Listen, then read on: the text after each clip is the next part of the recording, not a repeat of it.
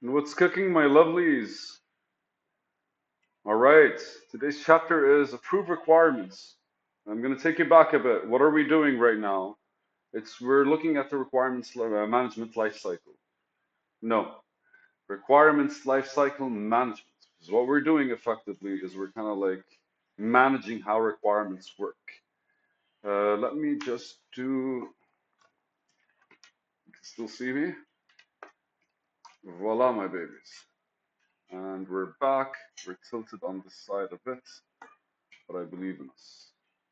I think we can manage with this one, except for the OCD fuckers, like probably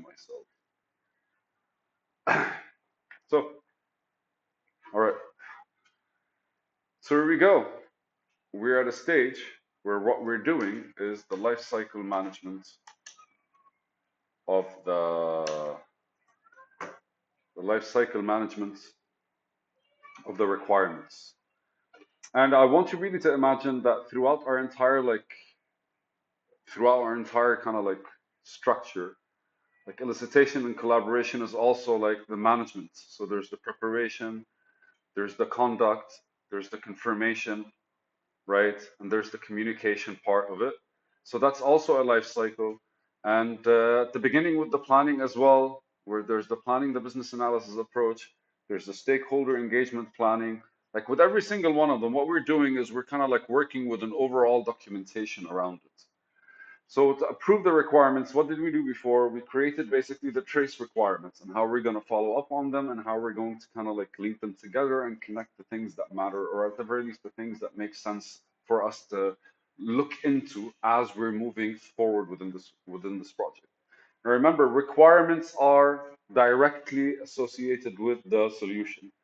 So also the requirements give you a certain design because like even when you figure out the solution, like the solution is sell more shit. You have to design a way to sell more shit. And that's basically how spreadsheets come into place, actual diagrams and fun stuff.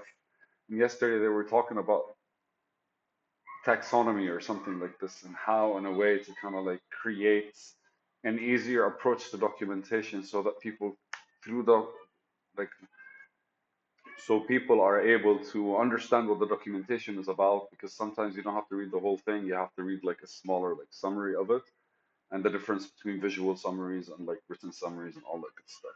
All of them came in passing naturally. We read about them and we read about the options that we have to express ourselves through the same like template that we're using because every single thing we're working with, there's a purpose, there's a description, there's the inputs that go into it, there's the elements that go into it, there's the guidelines and tools that we use, there's the techniques, and finally we have the stakeholders, then the output that comes out of it and where the output will be used. So right now, we finished yesterday the tracing of the requirements, maintaining of the requirements, prioritizing the requirements, and assessing the requirements changes. All of these are basically the things that we might have to look for when we have a requirement. Like, is anything changes that will affect it? Is it still on the priority list that we have to approve? When can we push it, bring it back? Maintaining it, is it still a valid requirement? Do we have to go? If the goal shifts from one place to another, and it's the same goal, increase sales, but one is through one market to another market, then the requirements that we set up at the beginning maybe have to change because each market has different requirements and different approaches.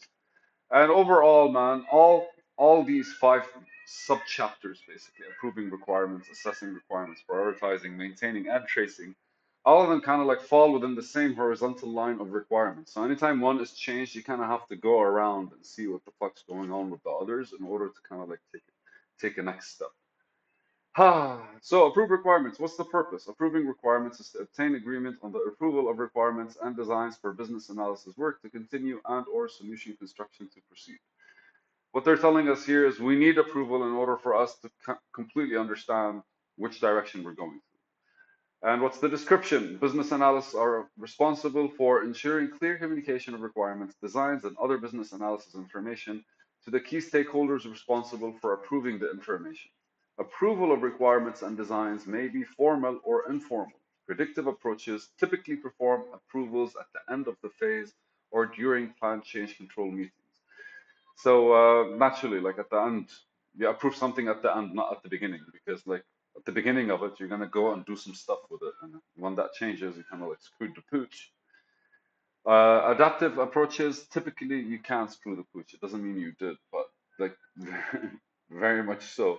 As we actually engage with change, we always have to be consistent with communicating the change, understanding the relevance of the change, and what actions are we taking towards it, right? So you can't like I'm laughing because I said screw the pooch, and which might throw somebody off. But ultimately, we approve something that needs to be done after we kind of like did the entire research and figured out the requirements and all the things that are like valid within it. That's what we need to be thinking about. That's why they say it can't be designs may be formal or informal. Predictive approaches typically perform approvals at the end of the phase during plant control meetings. As in, like when you finalize for you when you explain to them what the next step will be, then you get approval, not the other way around. When you finish your research in order to give them a clear explanation. Adaptive approaches typically approve requirements only when construction and implement. So there are two approaches so far. There's a predictive approach and adaptive approach. Now, the adaptive approach, a predictive approach, that means I predict this will go. I have to explain to them in order for them to approve, naturally. And adaptive approaches typically improve requirements only when construction and implementation of a solution meeting the requirement can begin. So basically, like ones that need approval that are adaptive, which means like we actually finalize some dependency of some sort maybe, and we're ready for the next stage. So then we go and be like, now we have this, we want approval for this movement. Good stuff. Business analysts work with key stakeholders to gain consensus on new change requirements, communicate the outcome of discussion, and track and manage the approval. Inputs. Requirements verified, a set of requirements that have been verified to be sufficient quality. So the verified requirements are basically what we use for the inputs, and the designs basically that we've done so far have been determined as ready to be used for further specification and development. What like we're always adding to designs, but I really think designs is relevant to how we're approaching things because it could be anything from like charts to just kind of like a roadmap. I don't know, but all of them kind of like fit whatever designs we have because we have to approve them, right? So anything we're ready to show, we do it. But with the requirements, they have to be verified properly at the very least. Verified requirements are requirements that we understand where they come from, why they come from, and what they qualitatively approach. So that's basically, I think, we do in the maintaining requirements or something like this. We ends with the verification. They're supposed to show us now. Requirements verified. Okay, let's go look. All right, in the maintain requirements, maintained, trace requirements, trace requirements.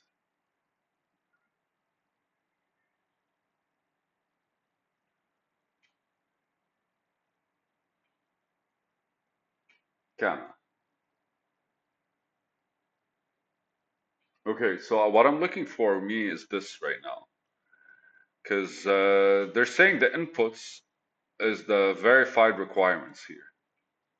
The outputs is the approved requirements. So when did we verify? When did we verify the requirements? Identify business analysis. Uh,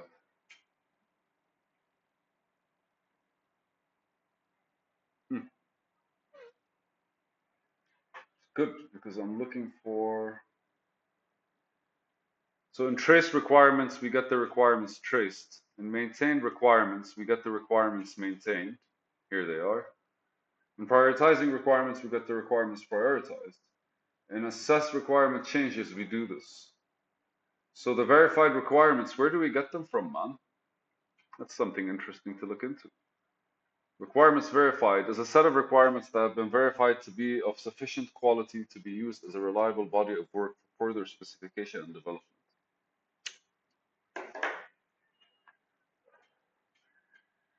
Designs, a set of designs that have been determined as ready to be used for further specification of development. So we were at this chart earlier. Changing strategy are part of the tools: governance approach, legal regulatory information, requirements management tools, repository, and solution scope.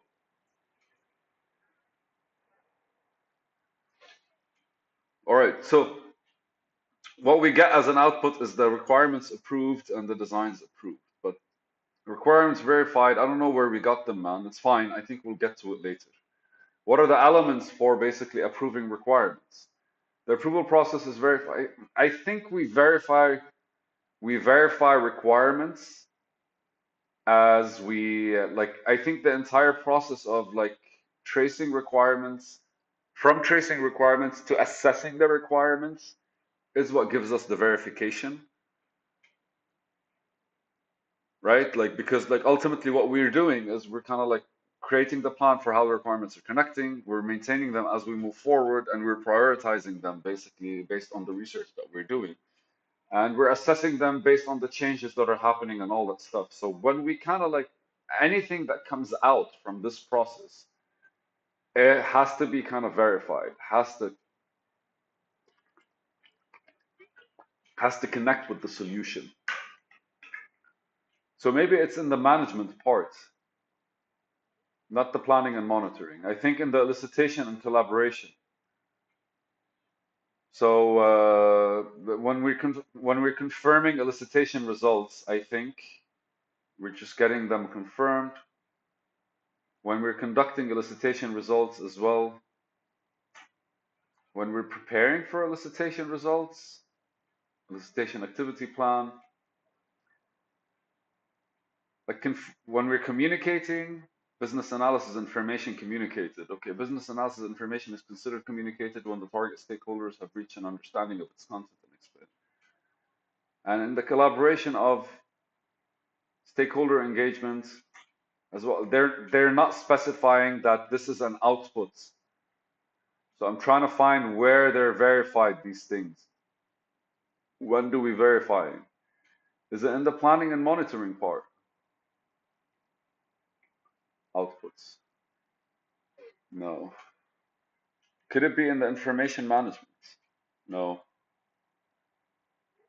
All right, I'm not going to take you on this rabbit hole with me. Let's just say we have the actual like requirements. Let's just say we have the requirements verified. I'm sure verifying them is a step before actually going into. I've read it before. I'm sure it's somewhere before going to the people with like before going to confirm the scope of what we're doing. Before talking to management, we have to like verify this kind of shit, and we verify it with the stakeholders. So it has something to do with the stakeholders that ends up with us verifying the requirements needed. What are the elements of approval, though? The elements of approval here, because we're working on approving requirements. The approval process is defined by the task Plan Business Analysis Governance, which is basically in chapter, I think, 2. Part of the defining of the approval process is understanding stakeholder roles and authority levels. Business analysts are responsible for obtaining stakeholder approvals and are required to understand who holds decision-making responsibility and who possesses authority. When you understand stakeholders, that means you understand their personas, they understand how they conduct themselves, you understand their level of power. You're basically like engaging with like every facet of their day-to-day activities because that's what you want. Few stakeholders might have the authority to approve or deny changes, but many stakeholders may be able to influence these decisions. Keep your eyes open. Conflict and issue management. To maintain stakeholder support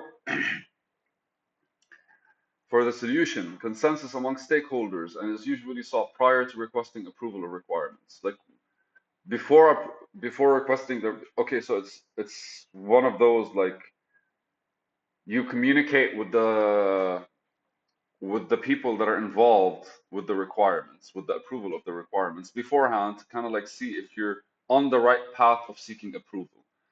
Now, you could, I'm not saying it's a risk or not because I see like, some people just kind of like finish their work and then go to you and deal with the shit that comes afterwards. But a lot of people would rather not deal with nonsense at certain stages. So what they do is they kind of like preemptively show people what they're doing and how they're engaging and what are the things they're working on in order for to get like a flow between all of them and an understanding between all of them, so that when everything is done, when it works perspective, all they have to do is sign or approve. The approach for determining how to secure decisions and resolve conflicts along the initiative is planned for in the task business analysis governance, page 37. Is how you govern the analysis project process. Stakeholder groups frequently have varying points of view and conflicting priorities. Naturally, it's human nature, different personalities, different departments, different fucking like mindsets, different like visions for the company, whatever. A conflict may arise among stakeholders as a result of different interpretations of requirements or designs and conflicting values placed on them. The business analyst facilitates communication between stakeholders in areas of conflict so that each group has an improved appreciation for the needs of the others. Get it? So, like, if you're communicating as you're doing the work, you kind of set them in a certain flow and they will understand other people's responsibilities and what they want and when they're expecting out of this. It kind of creates that like uniformity around like the energy that's going towards this is what we're doing. Yes, everyone's kind of like getting closer to a yes or a no, and it's going to be a more harmonious no because of this, and it gives them an idea because it's not a selfish approach because it gives them an idea of what others are actually interacting with. So it's like a strong point when it comes to communicating, period, right? Like when we actually communicate normally, we're either directly saying what we're thinking about or we're talking to somebody directly and expressing ourselves to them. And inclusivity kind of feels like we always kind of miss it because the way we speak is almost always in a directional pattern. So this is cool. Conflict resolution and issue management may occur quite often as the business analyst is reviewing requirements and designs and aiming to secure sign-off. Yay. Gain consensus. Business analysts are responsible for ensuring that stakeholders with approval authority understand and accept the requirements. So yeah, so here is practically what your job is. Like everything else is your work, but this is your job. Well, the difference between work is I think where the effort is actually displaced. I didn't want to say misplaced because it is placed properly, but it's kind of like sometimes you're doing a project and even though you spent 30 minutes kind of playing with the cat, it was a 30-minute break that contributed directly to the project that you're working on. And so that's effort placed somewhere else but it serves a purpose. And so while you're actually communicating, or like because we've been talking about this in the conflict and issue management, like literally we just finished talking about this. So in order to basically manage future issues, what you do is you kind of like create different setups. And so gaining consensus is the job, but the work is basically managing the consensus and how people see things and where they go with it. Approval may confirm that stakeholders believe that sufficient value will be created for the organization to justify investment in a solution. Business analysts obtain, right? Like if you get approval, that means you move forward. There's sufficient value for you to kind of like take a step forward and justify investment, an investment of time, investment of money and effort and all that good stuff, resources. There's a lot of investment. There's a lot of ways for like a solution to come out as like a successful one. And business analysts obtain approval by reviewing the requirements or changes to requirements with the accountable individuals or groups and requesting that they approve. Basically, that's what we do. We kind of like connect with them, indicating their agreement with the solution or designs described. Remember, approval comes in many different forms, and we really would want to always be documenting what they are saying yes to so that we don't get bit in the butthole. Using the methods and means established in the task plan, business analysis governance, and communicate business analysis information, business analysts present their requirements to stakeholders for approval, naturally. Methods and means, tools of communication or tools of approach. And it could be anything from the way we speak to them, depending on the stakeholder, because we created like a full plan to how to interact with stakeholders, right? Or it could be through email, phone call, and whatever, like the formality of it or the detail of it, like a whole lot of stuff. Business analysts facilitate this approval process by addressing any question or providing additional information when requested. So our job is also to like give them what they need in order for them to understand what we're trying to do. Complete agreement may not be necessary for a successful change, but if there is a lack of agreement, the associated risks are to be identified and managed accordingly. So if there's a lack of agreement, then you're no longer looking at why this is a positive thing. You have to start looking at what the risk of us not doing it and why they would say something like this. What is it that we're not seeing? Number four of the elements, tracking and communicating approval. The business analyst records approval decisions, possibly in requirements, maintenance, and tracking tools. In order to communicate the status of requirements, it is necessary to keep accurate records of current approval status. Aha, records. Status is basically in the traceability, but they said tracking, exactly. Stakeholders must be able to determine what requirements and designs are currently approved and in line for implementation. You use these approvals on other sides, right? Like you can actually go to a department, get approval from somebody, and then go to another department. And maybe what they need to understand is maybe what they need to see is other people said yes to something like this in order for them to kind of like open up to its existence. You never know where resistance comes from. There may be value in maintaining an audit history of changes to requirements that was changed. That's when the decisions change, it's also actually a good idea for you to kind of like record them in order, especially when you're working in bigger teams, just so you could understand. So first things first, to protect yourself, man.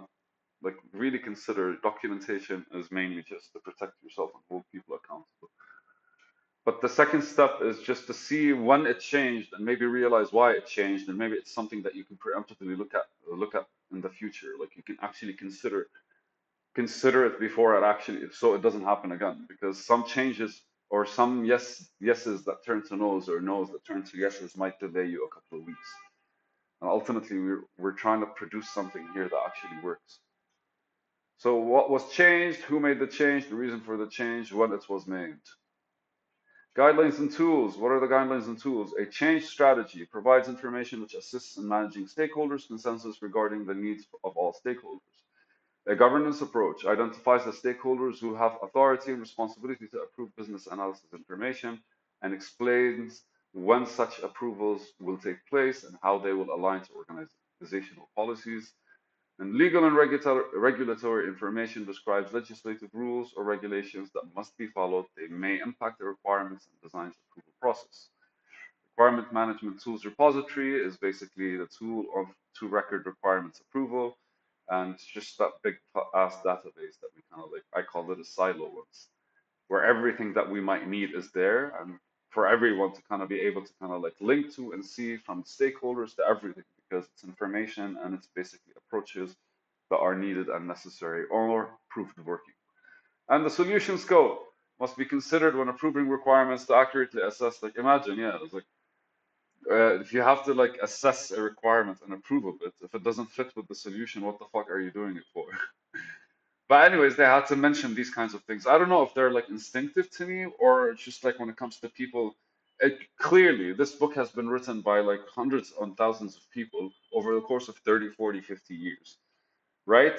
So clearly, people had cases where either something was completely like was missed or they experienced that people are not really as intent when it comes to considering things. And that is one I believe as well. Because a lot of times you kind of like don't really realize what you're getting into unless you get into it.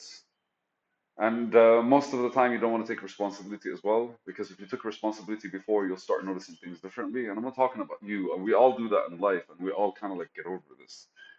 But the idea behind just the structure of something might go missing, it's not from you, from somebody else. So keep an open eye for what people could actually do, I guess. Anyways, and then we have the techniques. What are the techniques? Remember, techniques are a full fucking 30 sub chapters, right? Like here, it's in chapter 10.1. This one is decision analysis, is basically a technique. We're going to get to them when we're done. What are the techniques? Acceptance and evaluation criteria used to define approval criteria. Decision analysis used to resolve issues and gain agreement. Item tracking used to track issues identified during the agreement process. Reviews used to evaluate requirements. Workshops used to facilitate obtaining approval. What are the stakeholders? There's the customer, there's the domain subject matter expert, there's the end user, And there's operational support. Again, like because like approving a requirement is going to end up, it's either going to affect the end user customer or it's going to affect the regulator, not the whatever it is, it's going to affect regulation in a way, or the project manager because he might go like, you know, yeah, I approve this, but this is going to fuck up my work or something like this. Operational support is how it actually gets done.